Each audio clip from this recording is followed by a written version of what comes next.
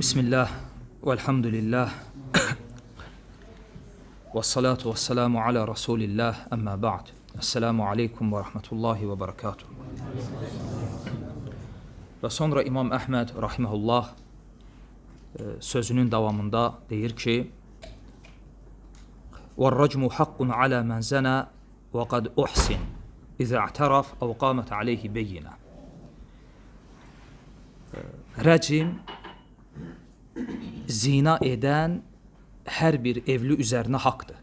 Allah Azza və Cəllədən haqq olan əmirdir. Və İmam Əhməd növbəti qayda olaraq rəcim barədə danışır. Rəcim yəni daşqalaq. Və bu şəri cəza olaraq zinakar evliyə təyin edilən hədd cəzasıdır.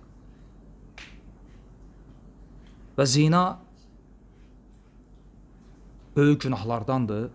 Allah Azza və Cəllə buyurur ki: "Vəllezîne lâ yed'ûne ma'allâhi ilâhen âxar və lâ yeqtulûne'n-nefselleti harramallâhu illâ bil-haqqi və lâ yaznûn." O zaman ki Allah Azza və Cəllə Furqan surəsinin axırıncı ayələrində Rəhmanın qullarından danışır ki, Rəhmanın qulları kimlərdir? Və onların vəsiflərini sadalayır. Və o vəsiflərdən biri olaraq qeyd edir ki: "Vəllezîne lâ yed'ûne ma'allâhi ilâhen âxar." O kəslər ki, Allahdan başqa heç bir ilaha ibadət etməzlər. Və həmçinin Allahın haram qıldığı cana qıymazlar. Və lâ yaznûn. Və onlar zina etməzlər. Və İmam Əhməd rahimehullah deyir ki, ümumiyyətlə bir müsəlmanı, mömini bilərək haqsız yerə öldürməkdən sonra, bu günahdan sonra zinadan daha böyük günah bilmirəm. Və dəlil olaraq da bu ayəni zikr edir. Çünki Allah Subhanahu və Teala bu ayədə ilk növbədə şirki, sonra haqsız olaraq bir cana qıymağı və sonra da zinanı qeyd edir. Və bəzi alimlər ümumiyyətlə böyük günahları sıralayanda ən böyük günah olaraq deməli şirki və sonra haqsız yerə kimisə öldürməyi və sonra zinanı qeyd ediblər. Və həmçinin Allah Azza və Cəllə Mü'minun surəsində buyurur ki: "Qad aflahal mu'minun." Həqiqətən möminlər fəlah, yəni nicat tapdılar. Və sonra həmin möminlərin vəsiflərini qeyd edir. O möminlər ki, onlar namazlarında xoşu sahibidirlər.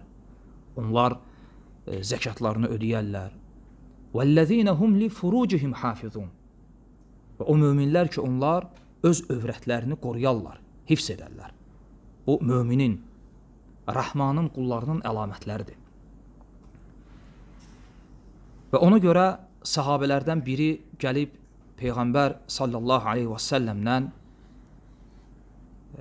cənnət üçün zəmanət istəyəndə Allah Rasulü dedi ki, sən mənə iki şeyə görə zəmanət ver, iki dodağın arasında olan, yəni dilvə görə və həmçinin iki qıçın arasında olan övrətvə görə mənə zəmanət ver, mən sənə cənnəti zəmanət verərəm.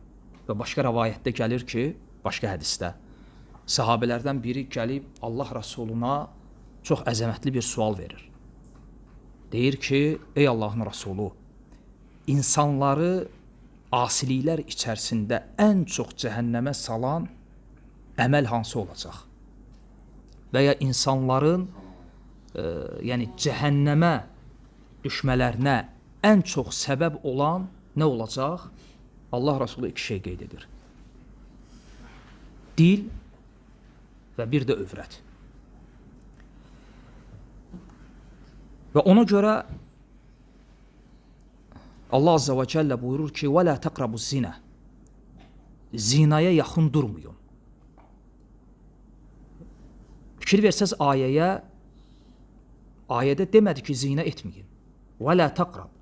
Zinaya yaxın durmayın. Yəni o əməlləri etməyin ki, o səbəblərə getməyin ki, o əməllər, o səbəblər sizi sonda zinaya aparıb çıxarmasın. Və zinaya Allah qorusun aparıb çıxaran ən böyük səbəblərdən biri baxmaqdır. Və alimlər deyirlər ki, ən-nazra aslu şəhvə. Yəni baxmaq əslində şəhvətin əslidir. Əsl mayası odur. Birinci insan baxır, gözünü yığışdırmır haramdan və sonra o baxış fikir əmələ gətirir. İnsan beynində canlandırır, fikirləşir. O fikir özündən sonra şəhvət əmələ gətirir. O şəhvət özündən sonra istək, iradə əmələ gətirir. İnsan artıq başlayır istəməyə. Sonra o istək bir müddətdən sonra əzmə çevrilir. Artıq insan qərarlaşır, qərar verir. Və nəticə də feildir. Zina. Ona görə bir hədisdə qeyd edilir ki, hər bir bəşər övladının əslində zinadan nəsibi yazılıb. Sadəcə olaraq kimin övrəti bunu təsdiqləyir, kiminki isə inkar edir. Və bilmək lazımdır ki, baxmaq ümumiyyətlə şeytanın oxlarından birisidir. Hansı ki, o ox insanın qəlbinə gəlir və o oxa qarşı nə lazımdır? Sipər, qalxan. O da nədir? Əgər baxmaq, harama baxmaq, əgər qəlbə gələn zəhərli oxlardandırsa, o oxa qarşı sipər nədir? İnsanın gözünü yayındırması, aşağı salması. Ona görə bir rəvayətdə gəlir ki, Peyğəmbər sallallahu əleyhi və səlləm buyurur ki, baxmaq şeytanın zəhərli oxlarından birisidir. Zəhərli, iblisin zəhərli oxlarından birisidir. Və kim öz gözünə sahib çıxsa, özünü qorusa, Allah subhanahu və teala qiyamətəcən, yəni insanın bütün həyatı boyunca ona imanın şirinliyini daddırar. Və daha doğru olan ləfsdə isə, bu hədisin başqa rəvayətində gəlir ki, kim gözünü haramdan yayındırsa, Allah azza və cəllə ona imanın şirinliyini daddıracaq ibadət nəsib edər. Bunu kim tətbiq edir, bilir. Hamımız küçədə gəzirik, hamımız görürük. Əgər insan gözünü yayındırırsa, çəkindirirsə, heç şübhəsiz ki, hətta həmin anda o imanın ləzzətini qəlbində mütləq hiss eləyir. Mümkün deyil hiss eləməsin. Aydındır. Və bu təsəvvür edin, Allah azza və cəllənin sənin bu əməlvə qarşılıq bu dünyada verdiyi mükafatdır. Lakin o imanın şirinliyi ki var, onu dadmayan bilmir. Amma dadanlar bilir ki, doğrudan da imanın özünə məxsus şirinliyi var ki, onu başqa heç nə əvəzləmir. Çünki o qəlbdə hasil olan şirinlikdir, qalıcı şirinlikdir ona görə. Və hətta fikir versəz, Peyğəmbər sallallahu aleyhi və səlləm buyurur ki, İyyəkum vəl-culusə alə't-turuqat. Allah Rasulü nəhy edir, qadağan edir ki, yollarda oturmuyor. Və bunu deyəndə sahabələr dedilər ki, ey Allahın Rasulü, bəzən olur ki, müəyyən zəruriyyət olur, ehtiyacdan biz oturmalı oluruq.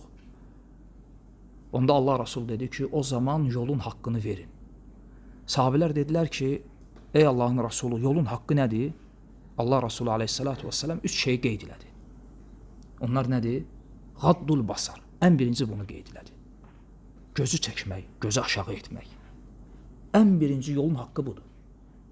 Sonra və kəfful əzə, yolda əziyyət verəcək bir şey olacaqsa, onu yoldan kənarlaşdırmaq, və raddus sələm və həmçinin salama cavab vermək. Və ona görə bir hədisdə, başqa hədisdə Allah Rasulü aleyhissalatu vesselam buyurur ki,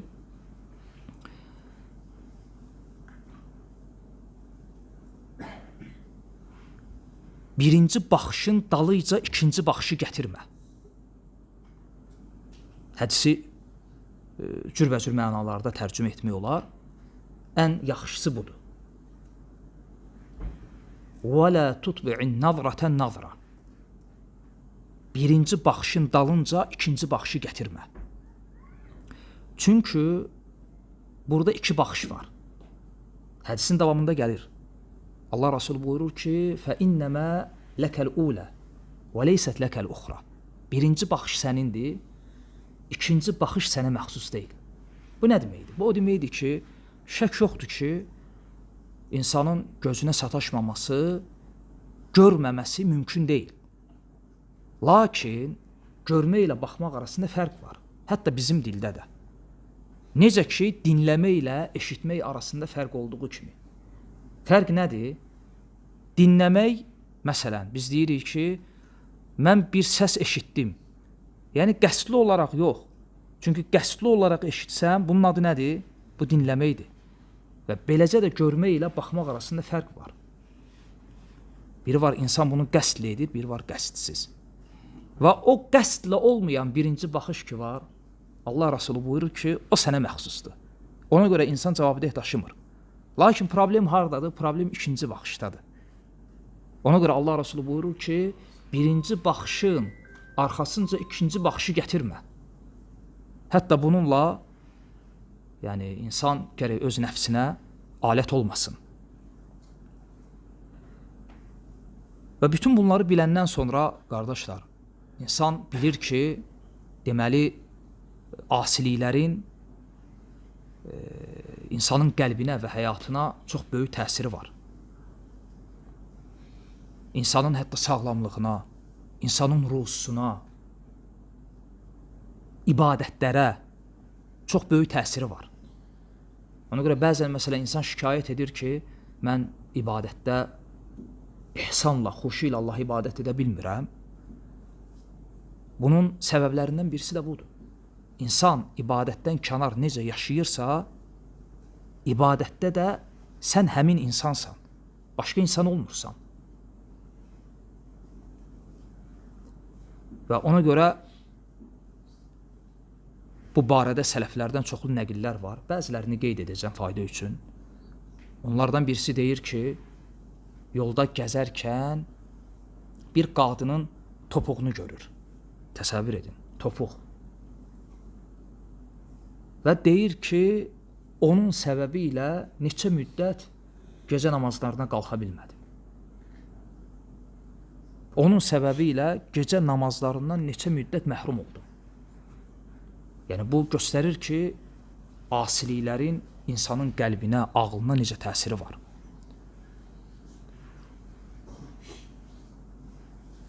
Və İmam Şafi rahimehullah deyir ki, bilirsiniz İmam Şafinin hifsi çox güclü olub. Ümumiyyətlə, hifsi güclü olan, yəni güclü hifsi ilə tanınan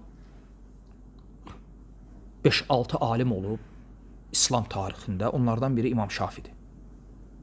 İmam Buxari, İmam Əhməd, İmam Şafi, İmam İbn Teymiyyə rahimehumullah və İmam Şafi onlardandır. Hətta o dərəcədə hifsi güclü olub ki, Quran əzbərləyəndə uşaq olur. Musafı, yəni Musafda 2 səhifə var. Hansı səhifəni ki əzbərləyirdi, o bir səhifəni əlinə tuturdu. Bağlayırdı. Səbəbini soruşanda deyir ki, gözüm sataşır, o da əzbərləyirəm. O dərəcədə. Və belə bir adam gənc yaşları olur. Deyir ki, bir gün hiss elədim ki, hifsim zəifliyib. Və gəldim ustadım Vaki' rahimehullah'a şikayət elədim hifsimin zəifliyindən. O vaxtı tələbələr, müəllimlər belə idi. Yəni, tələbə müəllimdən tək elm almırdı, həmçinin əxlaqı öyrənirdi. Fikir ver, tələbə hiss edib ki, hifsi zəifliyib, anasına, atasına yox, müəlliminə gəlib şikayət edir. Həkimə getmir. Şafi rahimehullah deyir ki, gəldim Vaki' rahimehullah'a hifsimin zəifliyindən şikayət etdim və o da Şafiyə deyir ki, ey Şafi, sən asilikləri tərk elə. Ola bilsin, hansısa asiliyə müftala olmuşsan, çünki elm nurdur. Və Allah Azze və Cəllə bu nuru asi qullarına əta etmir. Və bilirsiniz, İmam Şafii rahimehullah şair olub həm də. Və gəlir, sonra bu hadisəni nəzmə çəkir. Deyir ki, şəkavtu ilə vəki'in su'a hifzi fəərşədəni ilə tərkil məasi fəəxbərəni bi ənəl ilmə nurun və nurullahi la yuhdə li'asi. Getdim, Vakiyə hifzimin zəifliyindən şikayət etdim. Şəkavtu ilə vəki'in su'a hifzi. Və mənə başa saldı ki, məni irşad etdi ki, asilikləri tərk elə. Və mənə dedi ki, çünki elm bir nurdur və Allahın nuru da asi qullara əta edilməz.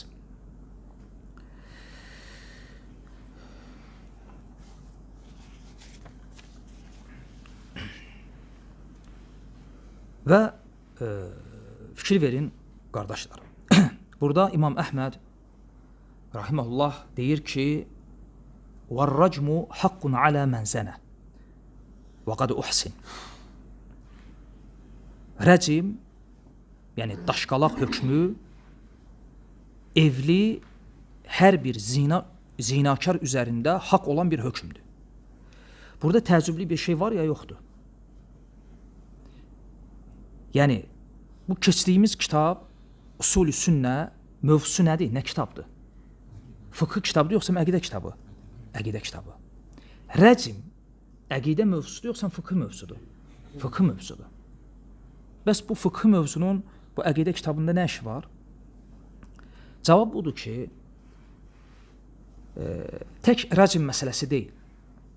Və bu məsələdə bunu edən tək İmam Əhməd deyil. Bir çox əqidə mətinlərində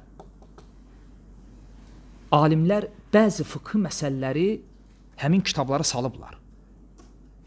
O məsələlərdən birisi, məsələn, corablar və ya xoflar üzərinə məsh məsələsi,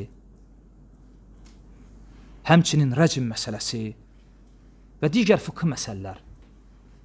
Hətta İmam Barbahar rahimehullah şalvarda namaz qılmaqda heç bir problem yoxdur deyə Şərh-ü Sünnədə qeyd qoyur. Bunu belə salıb. Bu cür fıqh məsələlərin əqidə kitablarına düşməsinin səbəbi nədir? Çünki bəzi fıqh məsələlər olub və indi də var ki, o fıqh məsələlər özü özlüyündə fıqh məsələ olsa da bidət əhlinin şüarı olub. Bidət əhli o məsələlər ilə tanınıb.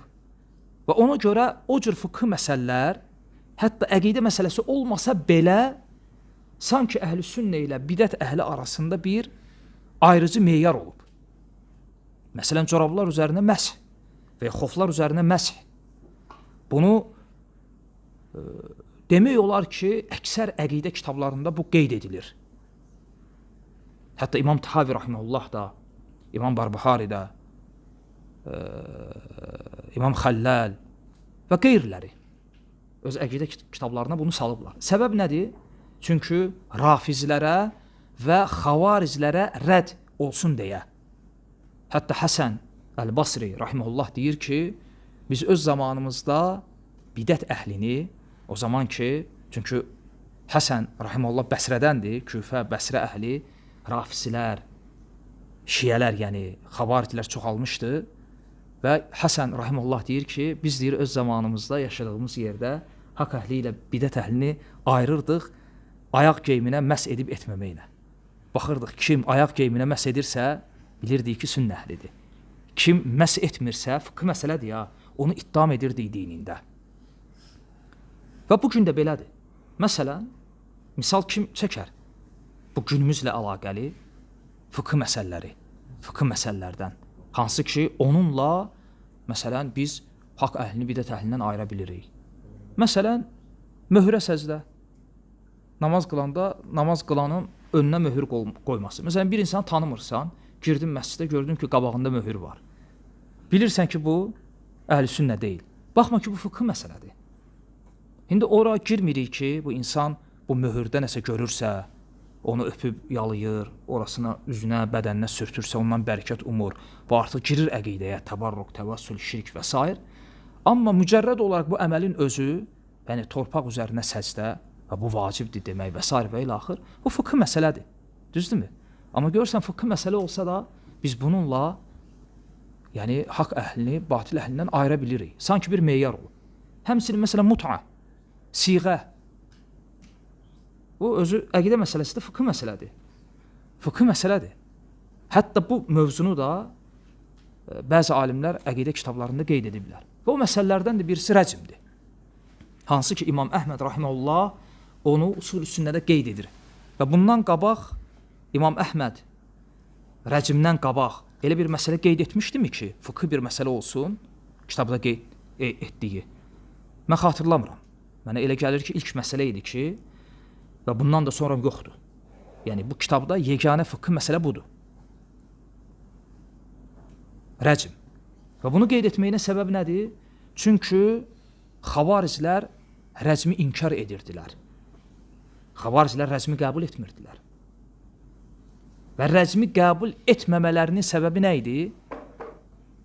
Çünki bunu ola bilsin bir çox qardaşlar bilmir. Əslində xavariclərin özündə həm də Qur'anilik olub. Hətta demək olar ki, ilkin Qur'anilər xavariclərdir. Çünki xavariclər əslində sünnə qəbul etmirdilər. Demək olar ki, məsələn bir şəri hökmdür, Qur'anda varid olubsa qəbul edirdilər. Sünnədə varid olubsa qəbul etmirdilər. Ona görə rəcm Qur'anda varid olmayıb. Qur'anda varid olub, lakin sonra nəsx olub. Tilavəti, oxunuşu, hökmü isə qalıb. Ona görə rəcmi qəbul etməyiblər. Və İmam Əhmədin bu risalədə rəcmi qeyd etməsinin səbəblərindən birisi budur. Xavariclərə rədd olsun deyə. Lakin mən doğrusunu Allah bilir, belə düşünürəm ki, İmam Əhmədin rəcmi burada qeyd etməsinin əsas səbəbi xavariclər rədd deyil. Əsas səbəb nədir? Çünki rəcm elə bir hökmdür ki, o hökm az tətbiq olunub. Nadirən tətbiq olunan hökmdür. Bəlkə Allah bilir, Allah bilir. Bəlkə İmam Əhmədin zamanında isə rəcm tətbiq olunmayıb. Heç, yer üzündə. Şərtləri o qədər ağırdır ki, təsəvvür elə 4 şahid gətirməlisən. Və 4 şahid öz gözləri ilə nə necədir görsün. Belə yox, biz kimləsə tutduq örtük altında. Yox, açıq aydın. Açıq aydın. 4 nəfər görməlidir. Sən təsəvvürlə bu nə zinadır? Bu necə zinakardır? Bu nə cəmiyyətdir? Axı, müsəlman cəmiyyətləri belə olmayıb axı. Yəni, belə bir müsəlman cəmiyyəti təsəvvür edirsiniz tarixən. Əməvi xilafətində, Abbasi xilafətində hansısa kişi qadınla zina etsin və 4 nəfər qıraqdan durub onları tamaşa eləsin. Bu, hətta yəni, əqlən insanın qəbul edə bilmədiyi, yəni başa düşə bilmədiyi bir məsələdir.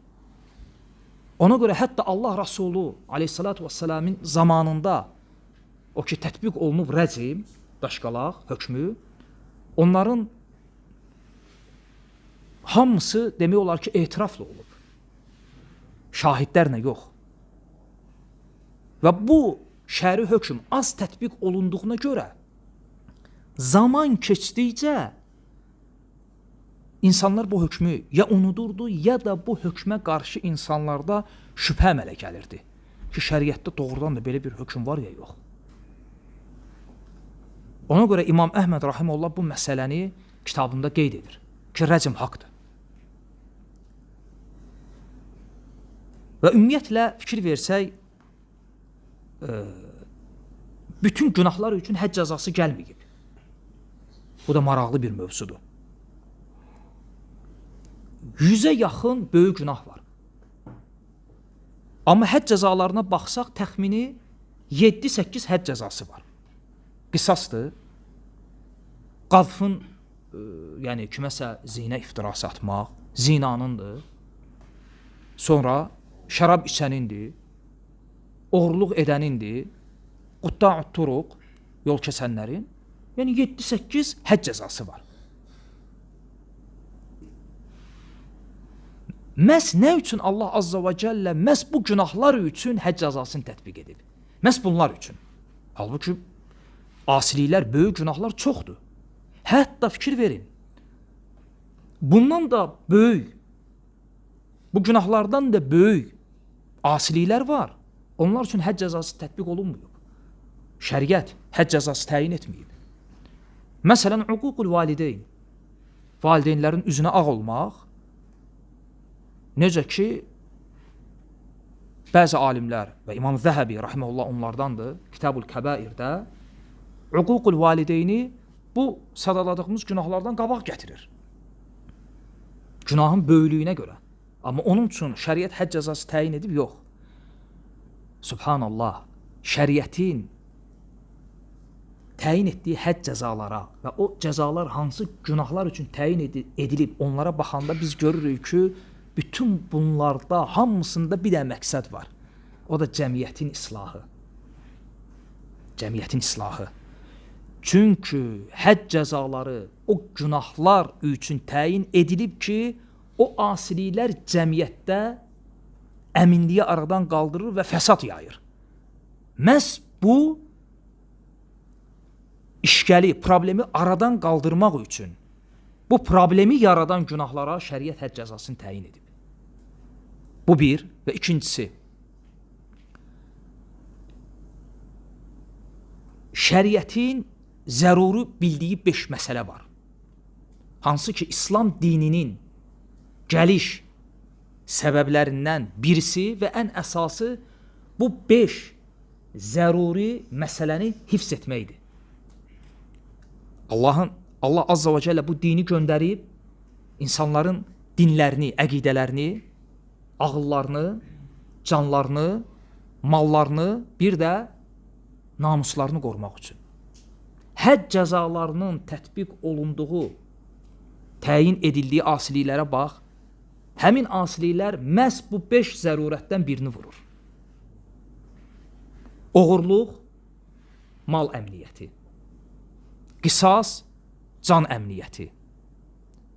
Zina, ırz və nəsil. Və bu cür.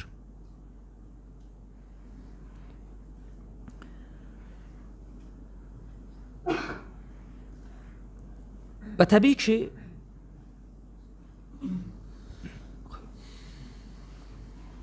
insanı, bizi yaradan Allah Azza və Cəllə bizim üçün nəyin münasib olduğunu daha gözəl bilir.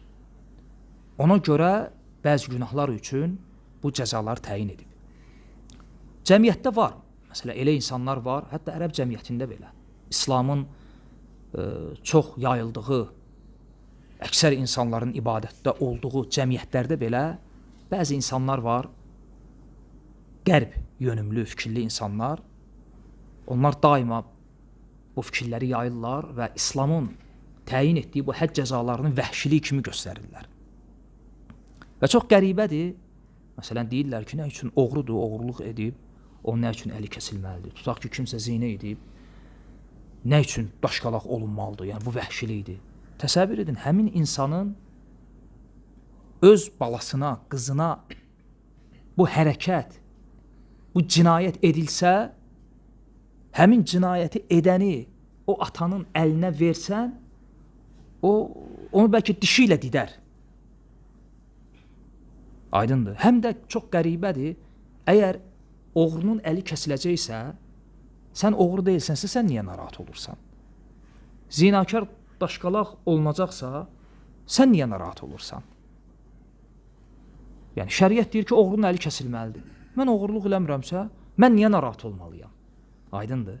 Ona görə cəmiyyətdə şəriətin bu hökmlərinə qarşı kimlər çıxırlar, kimlər narahat olurlar? O kəslər ki, onlar oğrudurlar. O oğrudur, ona görə narahatdır. O zinakardır, ona görə narahatdır. O qazf edəndir, onun bunun namusuna dil uzadandır, ona görə narahatdır. O özünə görə narahatdır əslində. Kiməsə görə yox. Baxma ki, özünü başqası üçün canı yana kəs kimi göstərsə belə. Fərqi yoxdur yəni. Və Allah Azze və Cəllə bayaq dərsin əvvəlində zikr etdiyim ayədə Rəhmanın qulları o kəslərdir ki, onlar Allaha şərik qoşmazlar, haqsız yerə kimisə öldürməzlər, və la yaznun və zinə etməzlər. Və sonra buyurur ki, وَمَنْ يَفْعَلِ ذَٰلِكَ يَلْقَ أَثَامًا وَمَنْ يَفْعَلِ ذَٰلِكَ يَلْقَ أَثَامًا Kim bunu edərsə, kim bunları edərsə, o mütləq cəzalandırırlar. Və zinə də bu da daxildir. Və şəriətin zinə üçün təyin etdiyi 2 cəza var. Həcc cəzası. Onlardan birisi evli üçün, digəri də subay olan üçün. Və şəriət bunları bir-birindən ayırıb.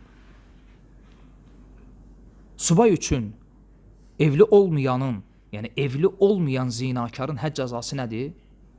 Əz-zaniyyətu vəz-zani fəclidu kullə vahidin minhumə mi'ətə cəldə. Zinakar qadın və kişi. Fikir verin, zinakar qadın və kişi. Oğurluq barədə, oğurlar barədə Allah Subhanahu və Teala nə dedi? وَالسَّارِقُ وَالسَّارِقَةِ Oğru kişi və qadın. Oğrularda Allah Azze və Cəllə birinci kişi oğrunu qeyd elədi, yoxsa qadını? Niyə? Amma zinakarlarda birinci vəzzaniyə. Sonra vəzzani. Çünki Allah Azze və Cəllə bunlar təsadüfi deyil, əslə qaytarır. Çünki oğurluqda əsl olan nədir? Kişinin oğurluğu, xüsusən qadının. Kişinin. Bu bir. Və zinada da, kişinin zina etməsi, hətta örfən, insanların nəzərində daha qəbih, çirkin görünür, yoxsa qadının? Qadının. Ona görə Allah Azze və Cəllə birinci qadını zikr elədi. Zinakar qadın və zinakar kişi.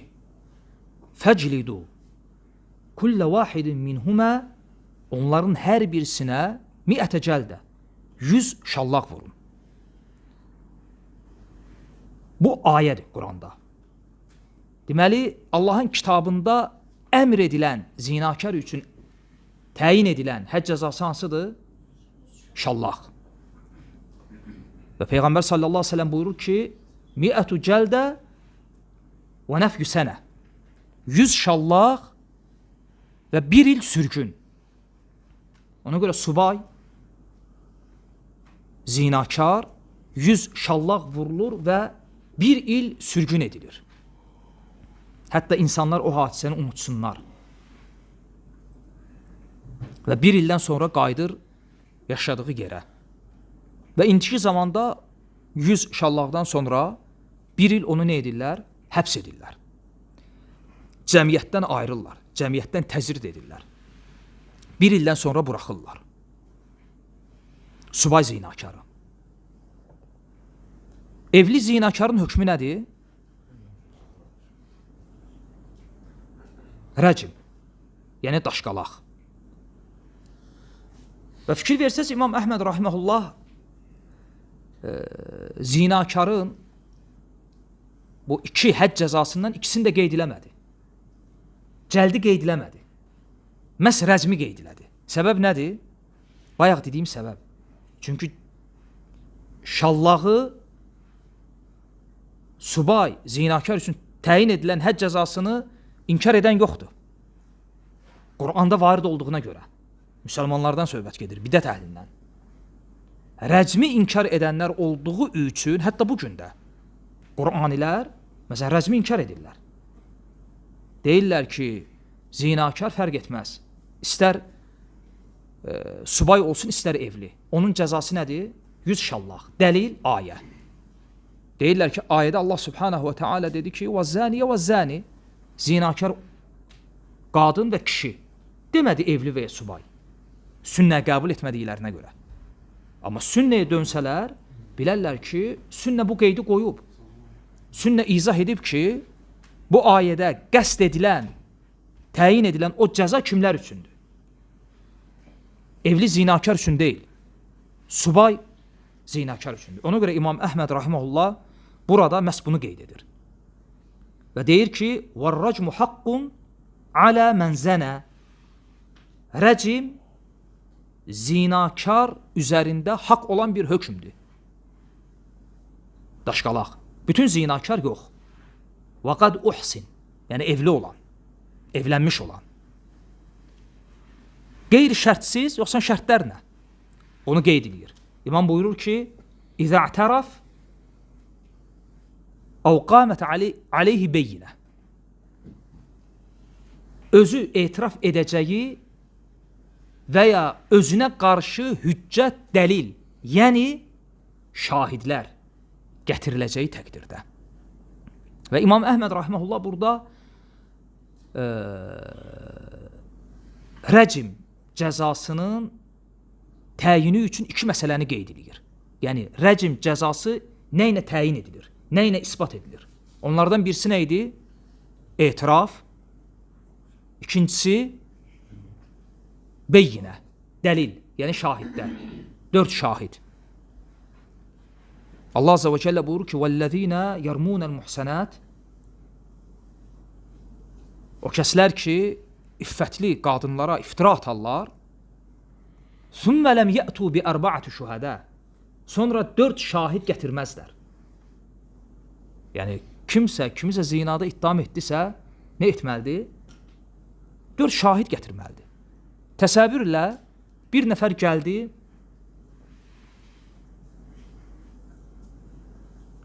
şahid durdu, vəsf elədi, necə görüb, necə olub. İkinci də gəldi, eyni ilə və təbii ki, şahidlik ayrı-ayrı məclislərdə olur. Hətta biri birindən götürməsin deyə. Qazi soruşur ki, görüm şahidlər arasında ziddiyyət var, sözlərində yox. Bəlkə uydurublar. Və üçüncü gəldi, şahidlik elədi. Dördüncü tapılmadı. Nə olur? Yəni, 3 nəfər şahid gəldi, şahidlik elədi ki, görmüşük. Dördüncünü tapa bilmədilər. Və qadın şahid də keçmir, kişi olmalıdır. 4 dənə kişi.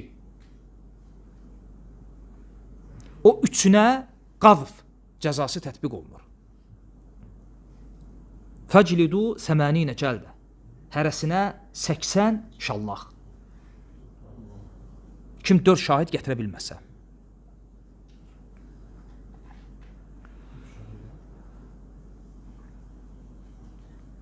Və həmçinin burada üçüncü bir yol da var. O da hamiləlikdir. Məsələn, qadın evli deyil. Və ya haçansa evlənib, boşanıb. Hamiləlik dəlil ola bilər və əlamət ola bilər, o zinə edib. Bunda alimlər ixtilaf ediblər. Əksər alimlərə görə yox. Niyə? Çünki qadın cürbəcür yollarla hamilə qala bilər. Hətta təsadüf nəticəsində ola bilər. Deməli, hamiləlikdə şübhə var ya yoxdur. Şəriətdə də qaydadır ki, şübhə hədd cəzalarını dəf edir. Hətta kimsə hamiləliyinə görə ittiham edilsə zinada və o nəysə bir şübhə gətirsə ki, bu zina ilə yox, təsadüf nəticəsində olub, o qazi tərəfindən mütləq qəbul edilir və ona hədd cəzası tətbiq edilmir. Ona görə alimlərin əksəriyyəti rəcim cəzasının təyini üçün 2 şeydə durublar. Birincisi etiraf, zinə edən özü gəlib etiraf etməlidir. Təsəvvür edin. Mümkündür bu. Zinə edən gəlib özü etiraf eləsin ki, mən zinə etmişəm, məni öldürün. Mümkündür, baxır kimlər üçün və ya kimlər barədə. İmam Şafi rahimehullah deyir ki, nəzəri olaraq bu yerində qalsa da, praktiki olaraq demək olar ki, sıradan çıxıb. Etiraf qapısı demək olar ki, sahabə nəsli həyatdan köçməsi ilə etiraf qapısı bağlanıb. Ümumiyyətlə, İslam tarixində etiraf yalnız Allah Resulü aleyhissalatu vesselamın zamanında baş verib. Sahabə gəlib etiraf edib. Biri qadın, bir də kişi. İmam Şafi rahmeullah deyir ki, demək olar ki, sahabə nəslinin gedməsi ilə etiraf qapısı bağlanıb. Nəzəri olaraq qəbul edirik. Qəbul edirik ki, bəli, iki şeydən biri ilə təyin edilir, onlardan birincisi etirafdır. Amma gör, sahabə dönəmindən bu yana, bu bir dəfə də olsa baş verib ya yox, baş verməyib. Bu özü ayrıca sahabələrin imanına, fəzilətinə ayrıca bir dəlildir. İnsan necə yəqin ola Allah Azza və Cəllənin hökmlərində. Hətta zinakar birisi gəlib etiraf edir ki, ey Allahın Rasulü, mən zinə etmişim, etiraf etmir deyə tələb edirdi. Şahidə ehtiyac yoxdur, tələb edirdi. Hətta Allah Rasulü üzünü çevirəndə, üzünü çevirdiyi yerə dururdu, üzünə baxırdı ki, ey Allahın Rasulü, məni təmizlə. O dərəcədə. Və bəzi alimlər isə hamiləliyi əsas kimi götürüblər. Və sual verilsə ki, bəs İmam Əhməd rahimehullah özü, çünki şərh elədiyimiz kitab İmam Əhmədin kitabıdır. İmam Əhməd özü hansı rəydə olub? İmam Əhməddən bu barədə iki rəy gəlib. Onlardan birisi elə budur. Hansı? İzə'təraf əv qamət aleyhi beyyinə. Etiraf, bir də beyyinə. Yəni, şahidlik. İmam Əhmədin məzhəbində məşhur olan budur.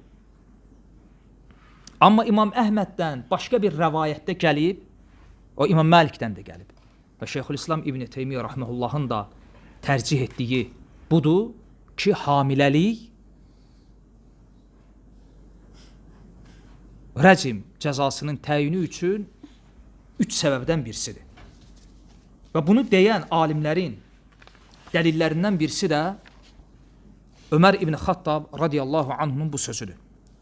Deməli, İbn Abbas radiyallahu anhuma deyir ki, Qalə Umar ibn Xattab və huvə cəlisun alə minbəri Rasulillah sallallahu aleyhi və səlləm. Ömər İbn Xattab Allah Rasulunun minbərində oturmuş vəziyyətdə belə dedi. Peyğəmbər sallallahu aleyhi və səlləm məscidində, minbər üzərində öz xilafəti zamanında Ömər ibn Xattab insanlara xitab edir. Deyir ki, İnna Allaha qad ba'asa Muhammedən bil haqq. Həqiqətən də Allah Muhammədi haqq ilə göndərdi. Və ənzələ aleyhil kitab. Və ona kitab nazil etdi, Qur'anı. Fəkənə mimmə unzilət aleyhi ayətur racim. Ona, Muhammədə nazil olan ayələrin içərisində rəcim ayəsi var idi. Yəni, Qur'anda əslində rəcim Qur'an ayələrindən birisi olub. Sadəcə olaraq tilavəti nəsx olub. Oxunuşu aradan qalxıb. Çünki nəsxin 3 növ var. Allah Azza və Cəllə buyurur ki, Mə nənsəx min ayətin əv nunsihə nə'ti bi xayrin minhə əv mislihə. Biz bir ayəni nəsx edib, yəni biz bir ayənin hökmünü nəsx edib. Nəsx nədir? Hökmü qaldırmaq. Ayənin mənası budur. Mə nənsəx min ayətin, biz bir ayənin hökmünü ləvq etsək, qaldırsaq və ya onu unuttursaq. Ayəni unutturmaq. Ayənin nəyini unutturmaq? Ayənin hökmü unudula bilər ya yox? Unudula bilməz. Əgər ayə Qur'anda qalıbsa, hökmü necə unudula bilər? Ayənin qirayəti. Ona görə Allah Azza və Cəllə buyurur ki, başqa ayədə Sənuqri'uka fələ tənsə, biz sənə Qur'anı oxudacağıq. Fələ tənsə, unutmayacaqsan. İllə məşə Allah. Allahın istədiyi ayələrdən başqa. Yəni Allah Azza və Cəllənin istədiyi bəzi ayələr olacaq ki, unudacaqsınız. Əgər bu Allah Rasuluna aiddirsə, sahabələr necə?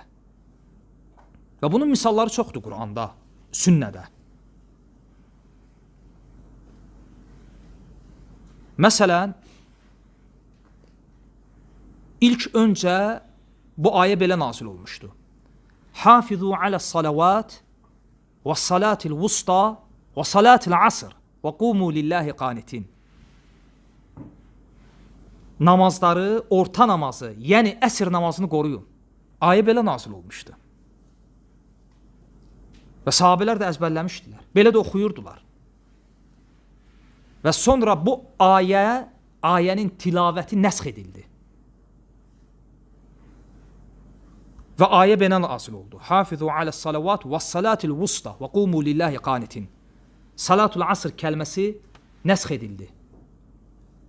Sual, dəlil, hədisin özündə gəlir. Səhih Müslimdə.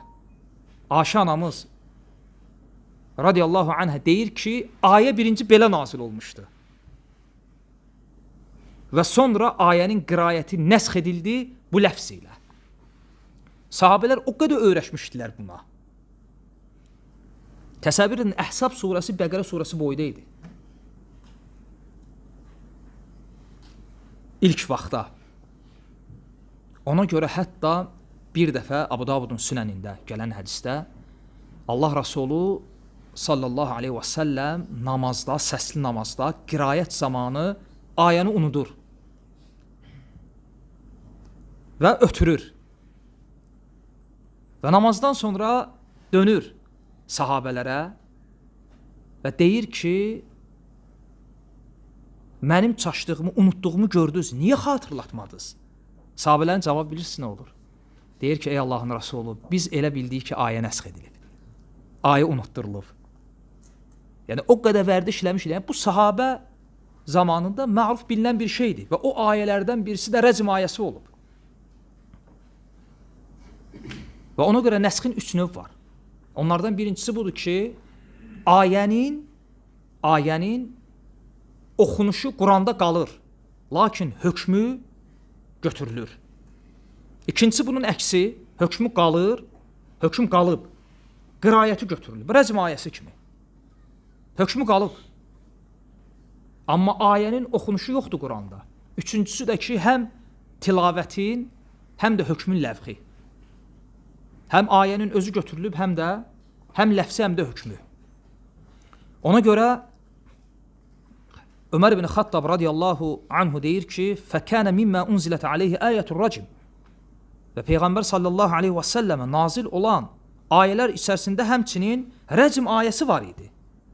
قَرَأْنَاهَا O ayəni biz oxuduq.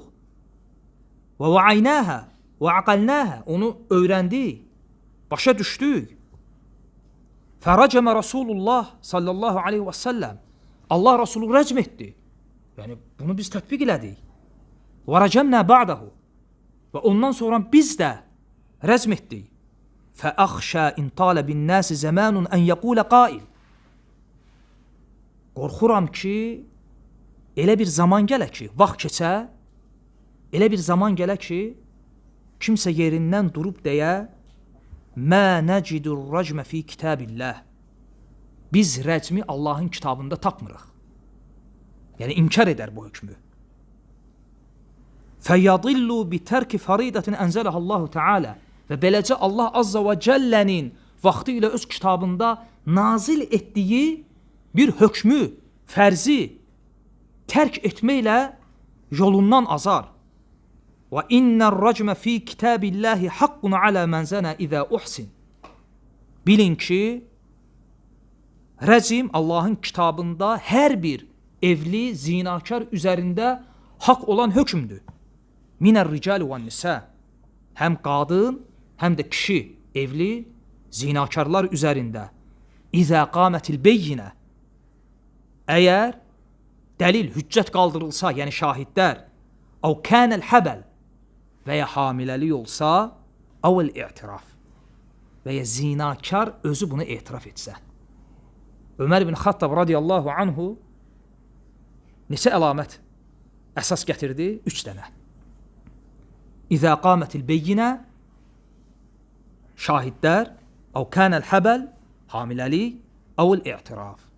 Ona görə hamiləlik də hədd, rəcmin tətbiqi üçün səbəblərdəndir deyən alimlərin dəlillərindən birisi də budur. Və bu əsəri İmam Buxari və Muslim ittifaqla rəvat ediblər. Və sonra İmam Əhməd rahimehullah, qutarırıq, az qalıb, deyir ki,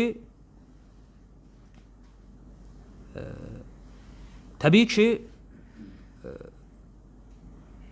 subay, evli olmayan zinakarın cəzasının dəlilini bildik. Dəlili hardadır? Quranda. Bəs rəcmin dəlili hardadır? İndi İmam Əhməd deyəndən sonra ki, rəcm haqdır, evli zinakar üzərində və etiraf ilə, həmçinin şahidlərin şəhadəti ilə təyin edilir, ondan sonra rəcmin dəlilini gətirir və deyir ki, وَقَدْ رَجَمَ رَسُولُ اللّٰهِ sallallahu aleyhi və səlləm. Dəlil budur. Çünki Allah Rasulü aleyhissalatu vesselam rəcm edib وَقَدْ رَجَمَتِ الْأَئِمَّةُ الرَّاشِدِينَ. Həmçinin raşid imamlar, xəlifələr də rəcm ediblər. Deməli, İmam Əhməd rəcmin haqq olduğuna nəyi dəlil gətirdi? Peyğəmbər sallallahu aleyhi və səlləmin sünnətini ki, Allah Rasulunun zamanında rəcm edilib və həmçinin raşid xəlifələrin zamanında onların xilafətində rəcm olunub. Elə dəlillərindən birisi də Ömər ibn Xattabın bayaq qeyd etdiyim sözü Fərəcəmə Rasulullah və rəcəmnə ba'dahu. Allah Rasulü və ondan da sonra biz rəcm etdik. Hətta Əli radiyallahu anhu öz xilafəti zamanında bir qadını cümə günü rəcm etdirir, hökm verir və deyir ki, rəcəmtuhə bi sünnəti Rasulillah sallallahu aleyhi və səlləm. Allah Rasulunun sünnəti ilə, sünnəti üzərə o qadını rəcm etdik. Və Peyğəmbər sallallahu aleyhi və səlləmin zamanında da deməli rəcm hadisəsi 3 dəfə olub. Onlardan birincisi Ma'iz ibn Malik radiyallahu anhuya tətbiq edilən rəcm, o da etirafla olub.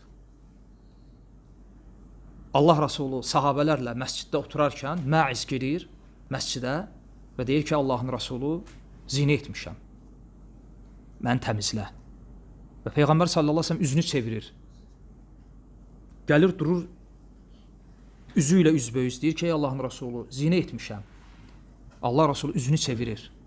Çünki çox ağır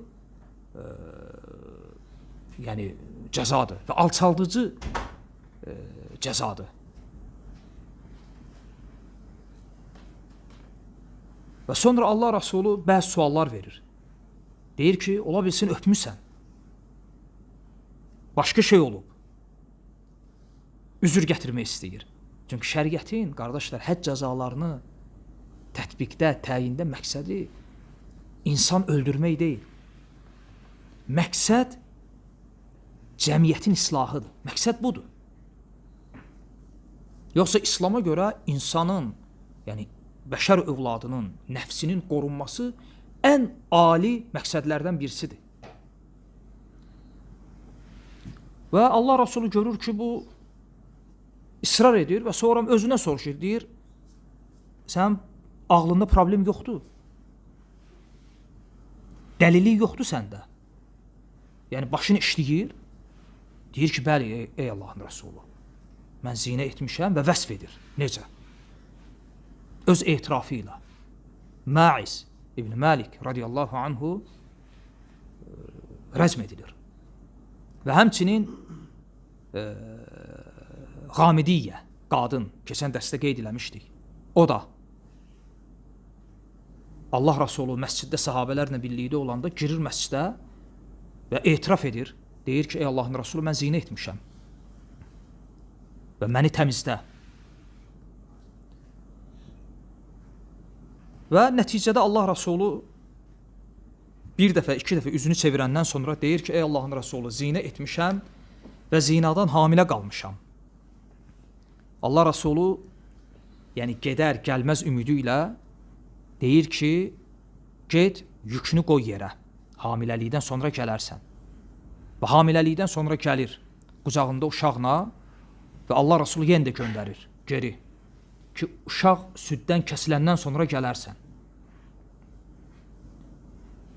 Və uşaq süddən kəsiləndən sonra anası uşağı əlində tutmuş vəziyyətdə gəlirlər Allah Rəsulunun yanına və Peyğəmbər sallallahu aleyhi və səlləm görür ki, qadın əl çəkmir və əmr edir həmin qadını, hətta orada qadın, bilirsiniz Peyğəmbər sallallahu aleyhi və səlləmə nə deyir?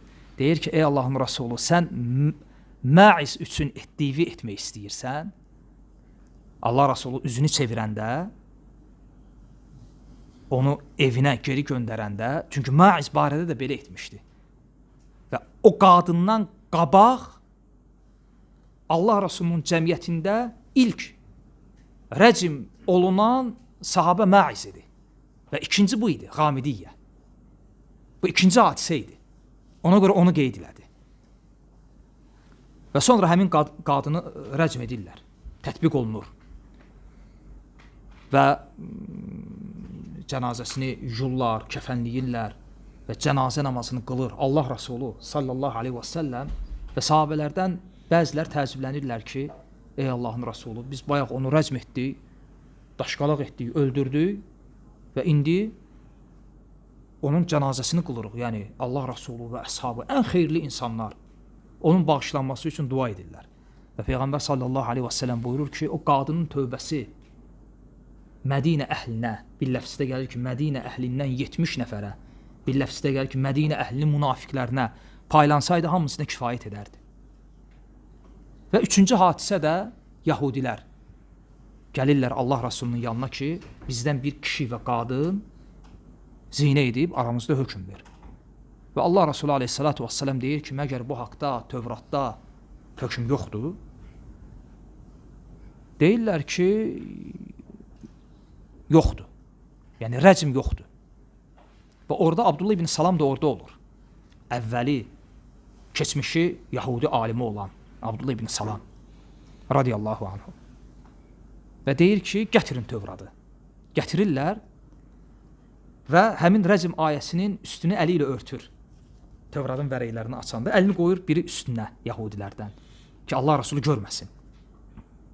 Əvvəlini oxuyurlar, sonrasını oxuyurlar. Və Abdullah ibn Salam da bilir ki, Tövratda rəcm ayəsi var və deyir ki, əlivi qaldır. Və beləcə Yahudilər orada hilələri, yəni ortaya çıxır və Peyğəmbər sallallahu aleyhi və səlləmin əmri ilə həmin Yahudi qadın və kişi rəcm edilir. Aydındır. Və bu Allah Rəsulü aleyhissalatu vesselamın zamanında baş verən rəcm hadisələrdir. Fayda üçün bir şey qeyd edeyim son olaraq. Əgər rəcm olunarkən və ya rəcmdən qabaq, hətta özü öz üzərinə şahid duran, etiraf edən, etirafından dönsə qəbul olunur. Yəni İslamın bunu çox böyük faydadır. Məqsəd orada kimisə öldürmək deyil. Məqsəd cəmiyyətin islahıdır. Təsəvvür elə, insan bugün etiraf edib və sabah həcc cəzasından qabaq gəldi, etiraf elədi. Etirafından döndü. Etirafından dönsə, o qəbul olunur ondan. Və doğrusunu Allah bilir. Və sallallahu ala Muhammed və ala alihi və sahbihi və səlləm.